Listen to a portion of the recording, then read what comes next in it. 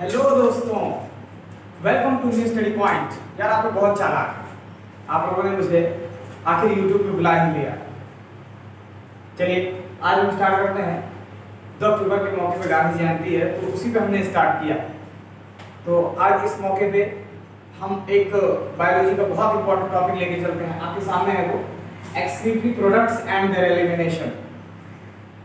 जैसा कि आप देख रहे हैं, मैंने इन चीजों को यहाँ पे लिख लिया है ताकि आपका टाइम वेस्ट ना हो और ज्यादा से ज्यादा जानकारी आपको कम समय में जो है वो मिल जाए। ठीक है, तो स्टार्ट हम करते हैं।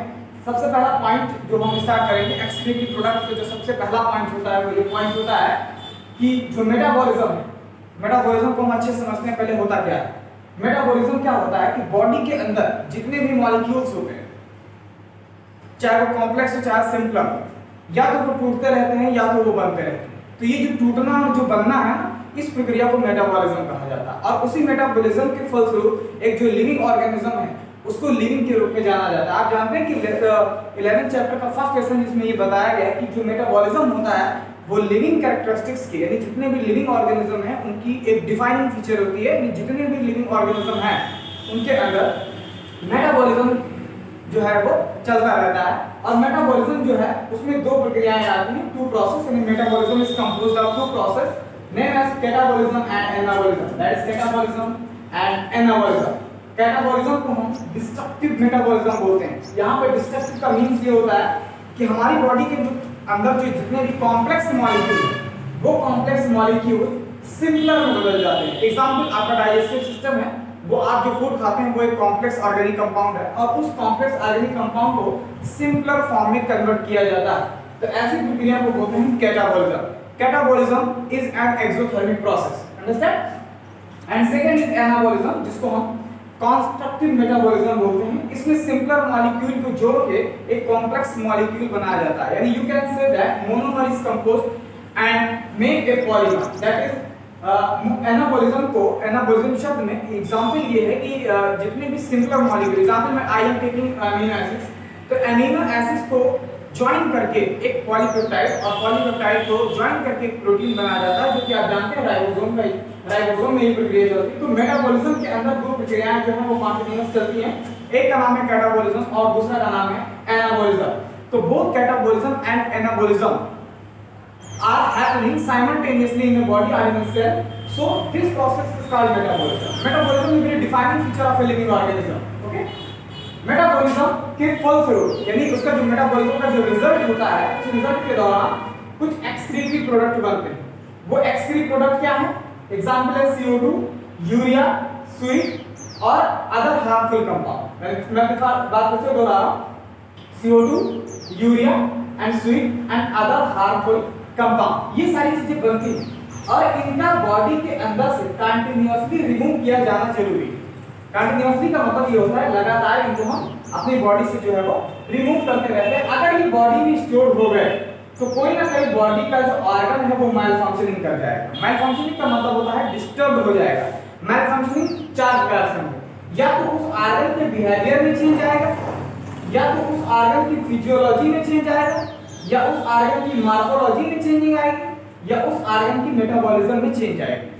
दैट इज ये चारों क्राइटेरिया में अगर किसी ऑर्गन का मैल फंक्शनिंग हो रहा है तो हम ये कहते हैं कि वो पर्सन जो है वो अब बीमार हो चुका है, यानी he is suffering from a disease, यानी वो किसी डिजीज से जो है वो प्रभावित हो चुका है।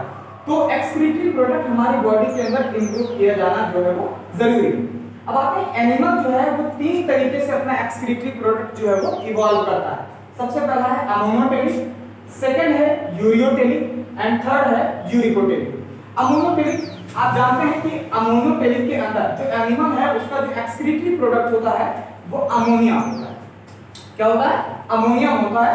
और अमोनोटेलिक के जो एनिमल्स हैं वो ज्यादातर आपको एक्वेटिक मिलेंगे। एक्वेटिक का मतलब होता है कि वाटर में पाए जाएंगे और इसलिए पाए जाते हैं क्योंकि अमोनिया जो है वो वाटर के अंदर हाईली सॉल्युबल है। तो वो डिफ्यूजन की प्रक्रिया के दौरान, दैट इज डिफ्यूजन की प्रक्रिया, diffusion is a process in which a molecules go from higher concentration to lower concentration.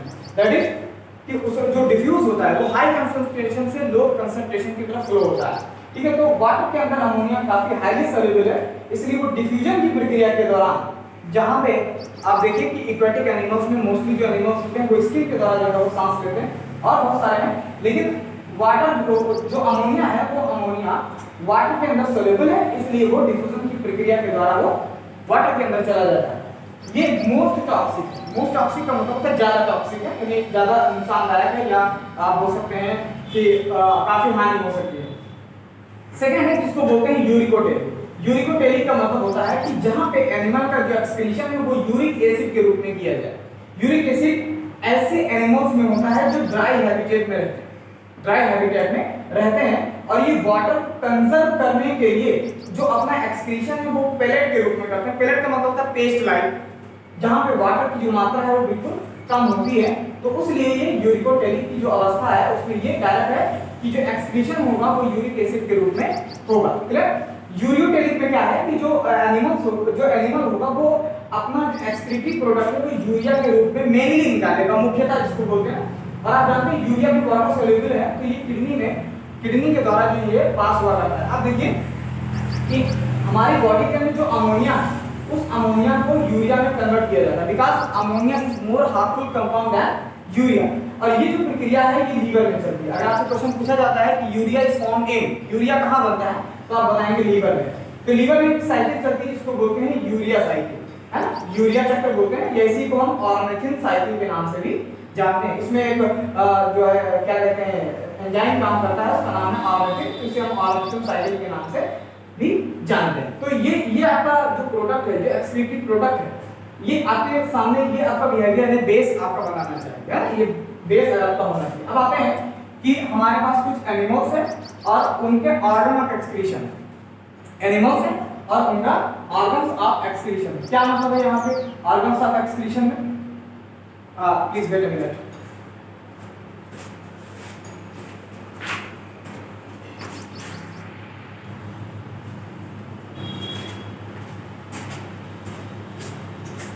Yes, I came back.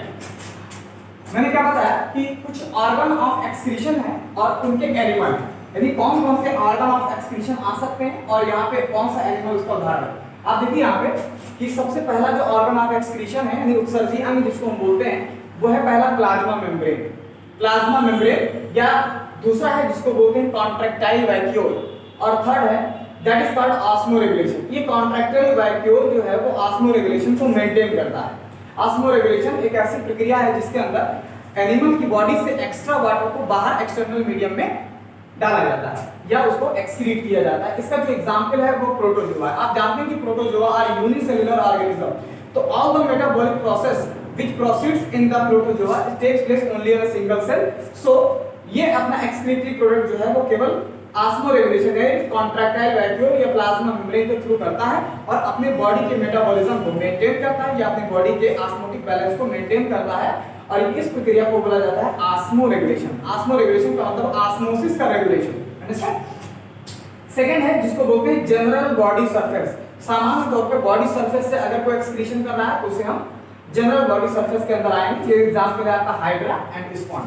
Hydra जो है वो फाइलम सिनेंट्रेटा और स्पंज जो है वो फाइलम पोरीफेरा के अंतर्गत आता है। थर्ड है जिसको बोलते हैं रेनेटे सेल। रेनेटे सेल जो है वो एस्के हेलमिंथेस में पाया जाता है और ये भी एक एक्सक्रीटरी ऑर्गन है, ये याद रखिएगा, ये इंपॉर्टेंट है। चौथा है जिसको बोलते हैं फ्लेम सेल्स। फ्लेम सेल्स या इसी को सोलेनोसाइट या प्रोटोनेफ्रिडिया कहा जाता है। ये आपको प्लेनेरियंस में मिलेगा। आप जानते हैं कि प्लेनेरिया में सबसे ज्यादा हाई रिजनरेशन पावर पाया जाता है। ये फाइलम प्लेटीहेलमिंथेस का जीरो है, दैट इज एनीमल। ओके, पांचवा है जिसको बोलते हैं नेफ्रिडिया। तो नेफ्रिडिया एक एक्सक्रीटरी ऑर्गन है और क्लोरागावन सेल एक एक्सक्रीटरी ऑर्गन है जो कि किसमें पाया जाता है, अर्थवर्म में और एनेलिडा के अंदर ये पाया जाता है।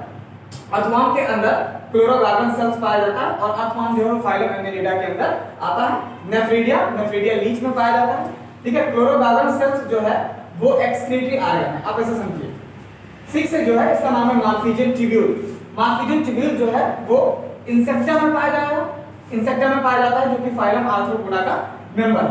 कोक्सल ग्लैंड ये स्पाइडर में पाया जाता है जो कि एरिकनिडा यानी फाइलम आर्थ्रोपोडा में जो एरिकनिडा है उसमें पाया जाता है। एंटीनल ग्लैंड या इसी को ग्रीन ग्लैंड कहा जाता है। ये भी एक एक्सक्रीटरी ऑर्गन है। ये प्राण में पाया जाता है जो कि क्रस्टेसी में आता है, यानी फाइलम आर्थ्रोपोडा के क्रस्टेसी में आता है। उसमें 4 हैं, जैसे फाइलम ऑर्गन आप उसमें फाइलम आर्थ्रोपोडा में चले जाइए तो 4 हैं, जिसका नाम आपका है, ये पहला जो है क्रस्टेसी है, दूसरा इंसेक्टा है, तीसरा एराक्निडा है और चौथा जो है वो आपका माइलियोपोडा है ना। 9 है जिसको बोलते हैं कीबस ऑर्गन, और कीबस ऑर्गन को हम ऑर्गन ऑफ बुजेनस भी कहते हैं। ये फाइलम मोलस्का के अंदर आता है, यानी फाइलम मोलस्का के जितने एनिमल हैं वो उनका जो एक्सक्रीटरी ऑर्गन है वो आपका कीबस ऑर्गन या ऑर्गन ऑफ बुजेनस के नाम से जाना जाता है। किडनी देखिए, किडनी जो है ये वर्टिब्रेट्स में पाई जाती है। Kidney is the highly evolved excretory organ, ये वर्टिब्रेट के अंदर ये पाई जाती है। और किडनी 4 प्रकार की, पहला है आर्किनेफ्रिक, सेकंड है प्रोटोनेफ्रिक और थर्ड है जिसको मीजोनेफ्रिक और चौथा है जिसको बोलते हैं मेटानेफ्रिक। तो जो मेटानेफ्रिक है वो सबसे ज्यादा जो है वो एडवांस है ना। देखिए आप, मैंने लिख भी दिया है कि ह्यूमन एंड मैमल्स में जो है ये पाया जाता है। आर्किनेफ्रिक जो है ये एक वर्टिब्रेट में पाया जाता है जिसको बोलते हैं मिक्साइन, और मिक्साइन को हैग फिश के नाम से भी जाना जाता है। प्रोटोनेफ्रिक ये एम्ब्रियोनिक स्टेज में पाया जाता है, यानी बिल्कुल जब किडनी बिल्कुल अपने स्टार्ट होने वाली होती है, यानी वो फंक्शन करना स्टार्ट करती है, या आप ऐसे बोल सकते हैं प्रिमिटिव किडनी, वैसे समझ सकते हैं। प्रिमिटिव किडनी जो है वो प्रोटोनेफ्रिक कहलाती है, that is found in embryonic stage. और मीजोनेफ्रिक जो किडनी है वो एक्वाटिक वर्टिब्रेट्स में पाई जाती है, जलीय वर्टिब्रेट्स के अंदर पाई जाती है। मेटानेफ्रिक जो है वो ह्यूमंस में पाई जाती है, दैट इज मैमल्स के अंदर पाई जाती है। तो ये आपके लिए मैंने एक बेसिक जो है क्राइटेरिया मैंने फॉलो कर दिया है। अब हम ह्यूमन एक्सक्रीटरी ऑर्गन के केस में जो है वो पढ़ेंगे। अब आप इतना समझ चुके हैं कि ये क्या होता है, और अब ह्यूमन एक्सक्रीटरी ऑर्गन जो है वो आपका आएगा। अगर आपको मेरा ये वीडियो समझ में आया हो या आपको पसंद आया हो तो लाइक एंड सब्सक्राइब कीजिए, और हाँ, अगली जो वीडियो है उसको देखना बिल्कुल ना भूलें। Okay, thank you.